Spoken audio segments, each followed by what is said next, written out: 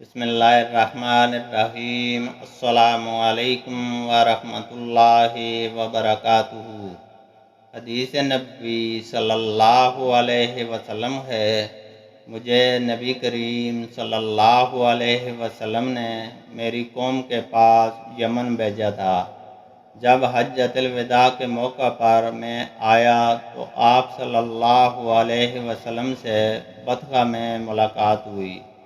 آپ صلی اللہ علیہ وسلم نے دریافت فرمایا کہ کس کا احرام باندھا ہے۔ میں نے عرض کی کہ نبی کریم صلی اللہ علیہ وسلم نے جس کا باندھا ہو۔ آپ صلی اللہ علیہ وسلم نے پوچھا، کیا تمہارے ساتھ قربانی ہے؟ میں نے عرض کی کہ نہیں۔ اس لیے آپ صلی اللہ علیہ وسلم نے مجھے حکم دیا کہ میں بیت اللہ کا طواف، صفا اور مروہ کی سعی کروں۔ چنانچہ میں اپنی قوم کی ایک خاتون کے پاس آیا۔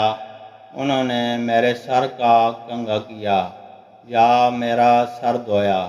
پھر عمر رضی اللہ تعالیٰ عنہ کا زمانہ آیا تو آپ نے فرمایا کہ اگر ہم اللہ کی کتاب پر عمل کریں تو وہ یہ حکم دیتی ہے کہ حج اور عمرہ پورا کرو۔ اللہ تعالیٰ فرماتا ہے، اور حج اور عمرہ پورا کرو اللہ کی رضا کے لیے۔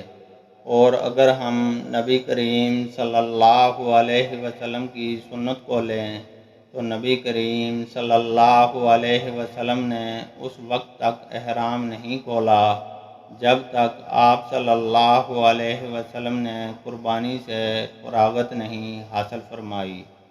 اللہ تعالیٰ سے دعا ہے کہ وہ ہمیں قرآن اور حدیث کو سننے، سمجھنے اور اس پر عمل کرنے کی توفیق عطا فرمائے۔ آمین۔